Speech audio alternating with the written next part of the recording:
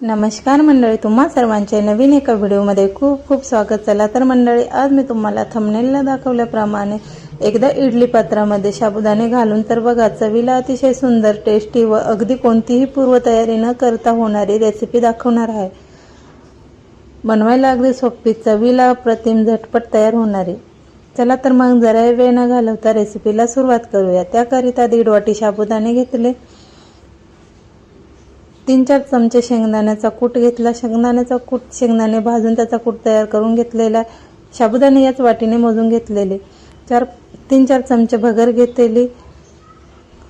हिरव्या मिरच्या आणि जिरेचा तयार करून घेतलेला ठेचा घेतला. चवीनुसार मीठ, 1 चमचा साखर व 2 कच्चे बटाटे घेतले. भगर मिक्सरच्या भांड्यामध्ये लावून त्याची बारीक अशी पावडर तयार करून घेणार आहे. बघा, या पद्धतीने भगरची पावडर करून झाल्यानंतर साबुदाणे घेतले. साबुदाणे स्वच्छ निवडून घेऊया. जर यात खडा असला तर दाताखाली येण्याची शक्यता असते, त्यामुळे साबुदाणे निवडून घेतले व 3-4 पाण्यामध्ये स्वच्छ धुवून घेतले. पाणी सगळे काढून घेतले. आता साबुदाणे बाजूला ठेवूया. पुढील तयारी करूया. बटाटे सोलून घेऊया. बटाटे सोलून घेतल्यानंतर पाण्यामध्ये ठेवले. हे बटाटे सोलल्यानंतर किसणीच्या साहाय्याने किसून घेऊया. किस करताना हा पाण्यातच किस करावा, नाहीतर काळा पडण्याची शक्यता असते. बटाटे किसून झाल्यानंतर 3-4 पाण्यामध्ये स्वच्छ धुवून घेतले व नंतर पिळून घेतले, म्हणजे आपला किस पांढरा शुभ्र असतो. सर्व बटाट्याचा किस बाजूला करून झाल्यानंतर भिजवून ठेवलेले साबुदाणे घेतले. तयार केलेला किस घालून घेतला. नंतर तयार केलेला हिरवी मिरची व जिरे याचा ठेचा घालून घेतला. त्याचप्रमाणे घेतलेल्या शेंगदाण्याचा कूटही घालून घेतला. 1 चमचा साखर घातली. त्याचप्रमाणे त्यात चवीनुसार मीठ घालून घेतले. सर्व साहित्य चांगले एकजीव करून घेऊया. सर्व साहित्य या पद्धतीने एकजीव करणार आहे. ही रेसिपी तुम्ही पहिली बनवली असेल, पण या पद्धतीने नक्कीच बनवलेली नाही, हे मी 100% सांगू शकते. ही रेसिपी बनवायला पूर्वतयारी कोणतीही करावी लागत नाही. अगदी झटपट तयार होणारी रेसिपी आहे. आता आपण त्यात तयार करून घेतलेले भगरीचे पीठ घालून घेऊया. लागेल तसे पीठ घालत मिक्स करत जाऊया, म्हणजे हे पीठ सगळीकडे लागले जाते. हे पीठ वापरले नाही तर त्याचे चांगले गोळे तयार होत नाही. बाइंडिंग येण्यासाठी हे पीठ वापरावे. भगरीच्या पिठाऐवजी तुम्ही वरीचे पीठ सुद्धा घालू शकता. चवीला अतिशय सुंदर व टेस्टी असे वडे तयार होतात. नेहमीप्रमाणे वडे तुम्ही बनवतात, पण या पद्धतीने एकदा नक्की ट्राय करा. चवीला अतिशय सुंदर असे बनतात. थोडे थोडे करून सर्व भगरीचे पीठ त्यात मिक्स करून घेतले व हाताच्या साहाय्याने चेक करून बघितले की आपले गोळे होतात की नाही. गोळे होत असेल तर आता हे 10 मिनिटाकरिता बाजूला ठेवूया. बघा, आपले गोळे होत आहेत, तर मिश्रण चांगले थापून बाजूला ठेवूया. नंतर त्याकरिता लागणारी चटणी बनवून घेऊया. त्याकरिता 7-8 हिरव्या मिरच्या घेतलेल्या, ओलं खोबऱ्याचे काप घेतले व 1 चमचा जिरे घालून घेतले. त्याचप्रमाणे 2 चमचे दही घालून घेतली. चवीनुसार मीठ घातले व अर्धा चमचा साखर घालून घेतली. त्यात थोडेसे पाणी घालून घेतले व मिक्सरच्या साहाय्याने चांगले फिरवून घेतले. हे चटणी तुम्हाला पातळ हवी असेल तर पातळ बनवू शकता व मिडियम हवी असेल तर मिडियम बनवू शकता. मी मिडियम बनवणार आहे. चटणी चवीला अतिशय सुंदर, टेस्टी अशी बनते. या चटणीला तुम्हाला जर फोडणी द्यायची असेल तर फोडणी पण देऊ शकता, पण फोडणी नाही दिली तरी तशी सुद्धा खूप सुंदर लागते. बघा, आपली चटणी सुद्धा तयार झाली आहे. आता 10 मिनिटानंतर पुढील तयारी करूया. त्याकरिता इडली पात्रे घेतले.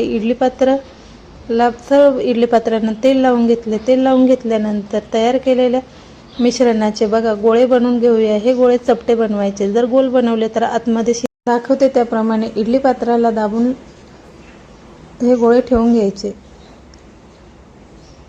आता तुम्हाला समजलंच असेल मी काय बनवत आहे. मी बनवत आहे साबुदाणे वडे, पण आगळ्या वेगळ्या पद्धतीने. नेहमीप्रमाणे तुम्ही बनवतच असाल, पण या पद्धतीने एकदा नक्की ट्राय करा. चवीला खूप सुंदर, अगदी कमी तेलामध्ये ही वडे, तेलही जास्त पीत नाही व चवीला अप्रतिम असे तयार होतात. सर्व इडली पात्राला वडे लावून घेऊया. जोपर्यंत वडे लावत आहेत त्याआधी मी गॅसवर इडली पात्र ठेवले होते. त्यात 2 ग्लास पाणी घातले व चांगले गरम होऊ दिले. इडली पात्रातील पाणी चांगले उकळल्यानंतर त्यात ठेवून घेतले व 20 ते 25 मिनिट वाफ काढून घेतली. जर तुम्ही आपल्या चॅनलवर नवीन असाल तर अजूनपर्यंत चॅनलला सबस्क्राईब केले नसेल तर सबस्क्राईब करा, एक लाईक करायला विसरू नका. तसेच तुम्ही कुठून व्हिडिओ बघताय ते कमेंट्समध्ये सांगायला विसरू नका.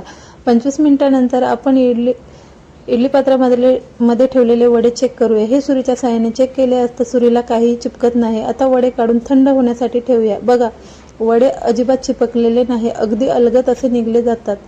त्याला चमच्याने सुद्धा काढण्याची गरज नाही, अगदी हातानेच निघले जातात. असे वडे तयार झाल्यानंतर थंड होण्याकरिता बाजूला ठेवूया. हे वडे तुम्ही 8 दिवसाकरिता स्टोरेज सुद्धा करू शकता. स्टोरेज करण्यासाठी एक पॅकबंद डबा घ्यायचा, त्यात थंड झालेले वडे ठेवायचे. अगदी 8 दिवस टिकतील असे वडे तयार होतात. हे वडे तुम्ही मुलांना टिफिन करिता किंवा तुम्हाला जर उपवास असेल तर बनवून ठेवू शकता व दुसऱ्या दिवशी पटकन तळून खाऊ शकता. आता पुढील तयारी करूया. गॅसवर कढई ठेवली. कढई गरम झाल्यानंतर त्यात तेल घातले. तेल गरम झाल्यानंतर त्यात मी 3-4 वडे तळून दाखवणार आहे. त्यात वडे घालून घेतले व अगदी मीडियम गॅसवर अलटीपलटी करून क्रिस्पी होईपर्यंत फ्राय करून घेऊया. हे वडे आतून जाळीदार वरून क्रिस्पी असे बनतात. अगदी आपण नेहमीप्रमाणे बनवतो त्याच चवीचे, पण कसलीही पूर्वतयारी करावी लागत नाही. या आषाढी एकादशीला हे वडे तुम्ही नक्की ट्राय करा. तुमच्या मनात आलंच असेल की हे या वडे बनवताना कसली पूर्वतयारी केलेली नाही तरी कसे टम्म फुगणार. पण खरंच मैत्रिणींनो, या पद्धतीने एकदा नक्की ट्राय करा. अतिशय टम्म फुगलेले व आतून जाळीदार क्रिस्पी असे वडे तयार होतात. बघा, आपले वडे तयार आहेत. आता आपण डिश तयार करून घेऊया. एका साईडला चटणी ठेवली, तयार केलेले वडे ठेवले.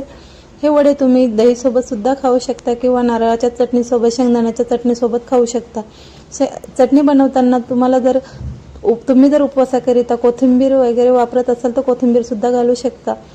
मी कोथिंबीर वापरलेली नाही, त्याकरिता तळलेली हिरवी मिरची घेतली. बघा, आपली डिश तयार. मी तुम्हाला त्याचा आवाज ऐकवते, चमच्याच्या साहाय्याने आवाज ऐकवते. बघा कसे कुरकुरीत असे वडे तयार झालेले आहेत व आतून जाळीदार असे वडे बनले आहेत. बघा, व्हिडिओ दाखवते त्याप्रमाणे. असेच नवनवीन व्हिडिओ बघण्याकरिता अजूनपर्यंत चॅनलला सबस्क्राईब केले नसेल तर सबस्क्राईब करा, लाईक करा, शेअर करा, कमेंट्स करा व या आषाढी एकादशीला असे वडे नक्की ट्राय करा.